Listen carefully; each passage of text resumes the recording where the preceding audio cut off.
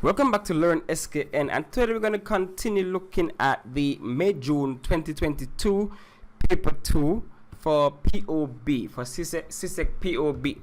We covered number 1, 2, and 3, and so we are doing number 4 today for that paper. But of course, before we do so, we would like you to like and subscribe to the channel, and also of course check out the other videos that we have on the channel. And don't forget to look at the description and choose the link to go and get some of those past papers. Just click the link and it will take you to the Learn SKN storefront, where you can look at a variety of products, including multiple choice booklets that contain solutions, and also of course you can download the blank past papers for absolutely free. Alright, so let's just jump into the question at hand. Identify the two missing links in the distribution chain shown in figure 1. So we're looking at figure 1 here, and we're looking at a distribution chain. And this is a traditional distribution chain with 4 different links. And so of course the first one, A, would be the manufacturer or the producer. And then you have the wholesaler, followed by B, the retailer. So that's the manufacturer or the producer, and B would be the retailer. And of course, if we check our textbook really quick, we can see it right here. The typical distribution chain: the producer or the manufacturer, the wholesaler, the retailer, and then the final consumer. So that's what that is. Alright, number 4, part 2. Describe the function of any tool in the link in the distribution chain in figure 1. So here is where now you, once you remember, just choose to remember maybe 2 or 3 of them and then explain. So don't describe those that you're not familiar with. For example, you have the wholesaler, the retailer, the manufacturer. Choose any of the 2 and describe. And so right here in the textbook we have a little description of each of them. So we have the wholesaler buys product in bulk from the manufacturer, stores them, then breaks up the bulk into small quantities for retailers to buy. That's the wholesaler right there. The retailer is a business organization that specializes in selling products to the consumer.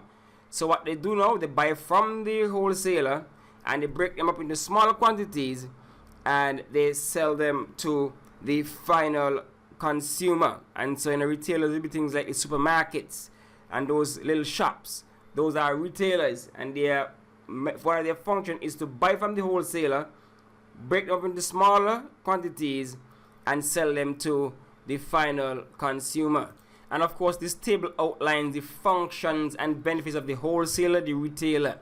So of course, you have the retailer. The retailer stocks a variety of goods which benefits the customer. They are located closer to the consumer, making accessibility easy to the products. They may also offer online shopping. They are an important source of information on the consumer needs. They are able to provide advice to the consumer on their purchases. A retailer may sell goods on credit to the consumer. A retailer may also arrange for delivery of goods. So these are some of the functions of the retailer. Wholesaler, of course, promotes the product to the retailer. The cost of the warehousing is passed on to the wholesaler. So the wholesaler tends to be the one with the warehouses to store the goods. They purchase from several manufacturers, so they are one-stop shop that the retailer can come to and buy a variety of goods to bring back to the supermarkets and things like that. They can provide transportation to wherever the retailer is located. They can provide feedback to the manufacturer. So these are some simple functions right there. And of course, we know the manufacturer, the function would be, of course, to make the product and sell it to the wholesaler. And of course, the final consumer would be the ones who purchase the product from the retailer and consume that product. So that one is 4 marks. Alright, number 4B, list 4 forms of technology utilized in logistics and supply chain operations. 4 forms of technology utilized in logistics and supply chain operations. Alright, so for that one, you jump to the textbook. You can get some from the textbook right here. Of course, we know that these logistics and supply chain operators, they utilize GPS and GIS. So they utilize the global positioning system. Of course, they're saying to list, right? So just to list, we listing. So global positioning system, that's GPS, and of course GIS, geographic information system, right? And so these help you with mapping to see where the products are located, and of course this helps to see using satellites where these products are located. Of course, there are a lot of bunch of information systems that are utilized by supply chains that are not here in the textbook, such as, you know, warehouse management systems. They might have a system in place to know what's in the warehouse, what's leaving the warehouse, etc. So you have that.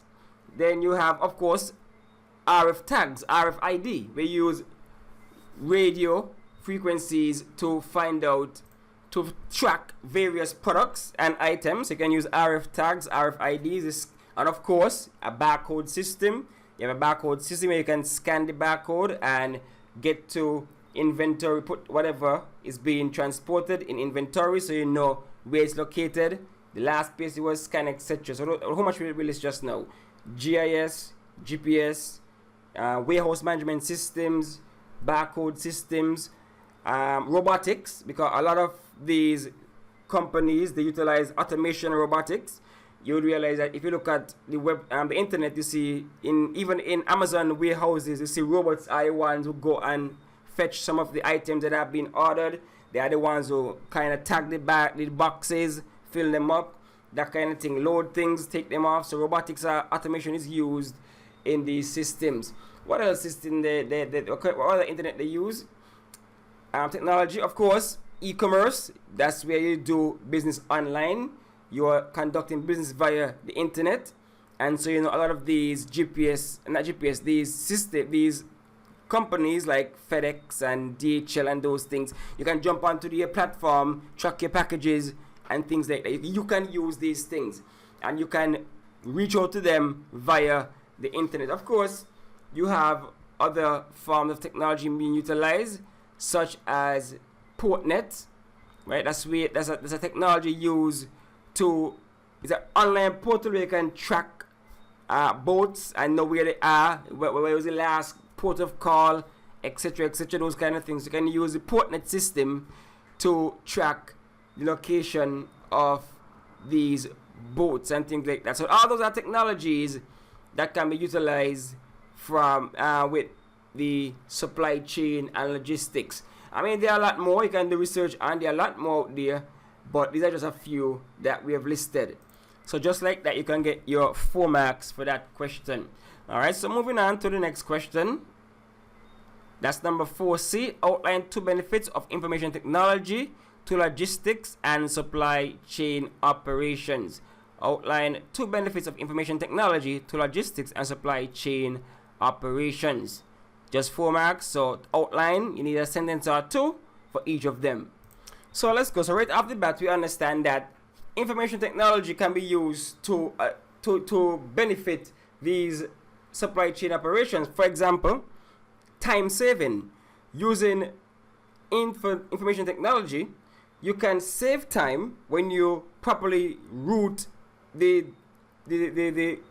products, so that you know, okay, I can get them from point A to point B using this route. This is the best route to take.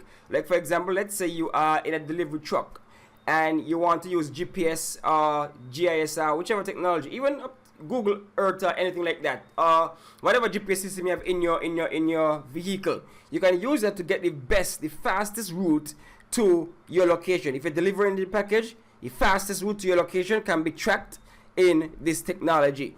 It might tell you where, okay, there's an accident up ahead, so divert to this road, that road. So it saves you time, right? So that's one.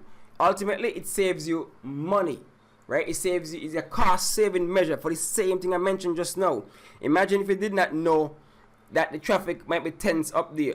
You might gone up and you stay in there for hours waiting. Or you might go the wrong route and then you go on too far, spend your gas, wasting money and gas. Even on a higher level, you are able to keep track of the packages, and so they are not rerouted in the wrong area, and then all of a sudden they disappear and you have to pay to replace them and things like that. You can save money because you're being more efficient, and that's the next benefit, efficiency. IT allows for the logistics and supply chain operators to be more efficient. They're able to save time, save money. They're able to get things to the customers in a timely manner. So they are more efficient because they are using information technology to track the best route, to get the best vehicle, get the best personnel on top of this package. Because you might have a package, like for example, Amazon. You order something from Amazon, and they might have a fulfillment center in, let's say your address is in Florida. They might have a fulfillment center in Florida. And so they're able to use information technology to say, okay, let's use this one that's closer to the actual address. If the address was in California, they might be able to use a fulfillment center in California. So instead of getting a warehouse in California to send something to all the way Florida, they're able to save time, save money, be more efficient, because the IT solution tells them, okay, this product is also available here, the closest to this address. So efficiency is another benefit of using IT. And next benefit is, of course, being able to properly track the inventory. So inventory optimization, you're able to better track the inventory, so you know when something leaves a warehouse, when something reaches an export of call, when an item is en route, when it's out for delivery. Any of us who order stuff online, we can see, sometimes we see in real time the package being tracked day, hour by hour. And so when one leaves a warehouse, the barcode system would scan it and say, okay, it's leaving. When it enters the next space, the barcode system say, okay, it has entered the warehouse. So you're able to keep more up to date with your inventory. So all these are benefits that can come from using technology in logistics and supply chain operations. Imagine what they used to use back in the day before all of this technology was available.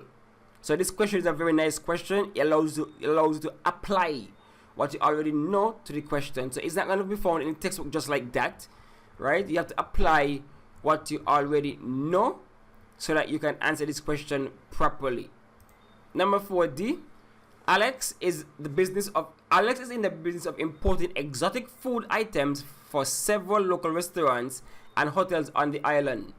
Identify 2 problems that he may likely encounter when obtaining food from his various distributors around the world. And then part 2, we can knock off both of them one time. Part 2, for each problem identified in D above, outline one measure which could be implemented to reduce or prevent its occurrence. So we ain't going too far for this one. We're going straight to the textbook for this one, because look here, you have a whole table dedicated to the problem and how to mitigate the problem, right? So we're looking at Alex, and he's importing exotic food. So of course, a problem, delayed shipment. That's a problem. You delay the shipment, you're not going to come on time. How do you mitigate this? Reconsider shipping company being used and look for reputable providers. So choose the best company out there, one with a good reputation. Consider different shipping company or different method of shipping. So you might have said, okay, let me use the boat or let me use the plane. You have to choose the right method so you avoid the delay, right? Reconsider the chain of distribution, ask questions, and evaluate the number of middlemen. So you might want to say, okay, too much people in this chain right here. That's why things getting delayed. So I want it to come from the main source, the courier, and then to me. Sometimes you might have to go through 1, 2, 3 different logistical companies. That's too much. That are going to lead to delayed shipment. You don't want that. So choose the right person, choose the right channel.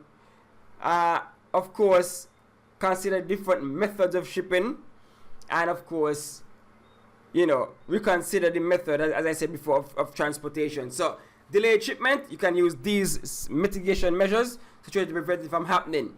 Of course, it's food, and so it is perishable, and so you might end up with spoilage. That's the next problem, spoilage. And how do we mitigate some of the spoilage? Again, use the best method of shipment. Make sure you have a refrigerated container. Make sure whatever method you're using, the food can be preserved. Make sure you use proper labeling so that they know that it's food. It needs to be handled with care. It needs to be placed in a cool or chill area. So use proper labeling. Of course, liaise with the supplier to ensure proper packaging. Example, is it waterproof? Is it airtight? Make sure you don't want to just put cardboard in your cardboard box and then it gets wet and the food spoil. So you gotta make sure you have the proper packaging to match the nature of the food that's being transported. So you have a spoilage problem. These are some things to mitigate it. Proper storage, the proper channel. If you know that going by boat takes too long, and by the time you reach, it's spoiled, go by plane. Do another option, right? Okay, next problem that he might not be able to do much about, but industrial unrest, meaning that maybe you got a strike at the port, maybe you got a strike at the airport, maybe the truckers said the striking. So of course, seek alternative methods for shipping. That's a solution. A versus C. So you gotta know which one is more ticklish. You gotta know which one might just start striking, and so you get the best method. And then of course, stockpile. So get the goods early. So in case there's a shortage because industrial unrest, you have a pile of them already. And next problem is of course misdirection of goods. They just send the goods the wrong place. They're supposed to come to your country, they gone somewhere else. And so what you have to do again, use a reputable shipping company and ensure all legal documents are completed properly. So you have to make sure your bill of lading and your area bill have all the proper information. You might have the wrong address or something. Make sure the proper information is on these documents so that you don't get shipped the wrong place. And use a company that know what they're doing with a good reputation. And of course, ensure goods are properly labeled and all documents are in place. So you ain't put the wrong item. You might have a zip code with a 9 and you put a 6 or something like that. We don't want that. Next problem, inadequate warehousing facility. You might not have the courier you're using, the logistical company you're using. These posts might not have adequate warehousing, and so the stuff might be out there on the tarmac, out there on the port, catching sun and spoiling. So you have to ensure that where you're going have proper warehousing in place. Next one, lack of proper security along the chain. So you have to make sure that who you're using, they're reputable, they're good, they have good security in place, whether at the warehouse, at the hub, or wherever, because you want nobody stealing the stuff. Higher private security if you have to. Make sure you have insurance on your products for all of these things in case they get missing or they are misdirected and things like that. And next problem would be ineffective communication, where you might get the wrong item, you might get the wrong location, and so of course you need to provide proper communication technologies to the different stakeholders. Use a good company. Again, that comes down to a reputable company. Always use a reputable company that has a good track record of being efficient and good, right? So you have a whole table to choose from, but they only ask us for what? One each. So that's 2 problems and the solution, one solution for each of the problems.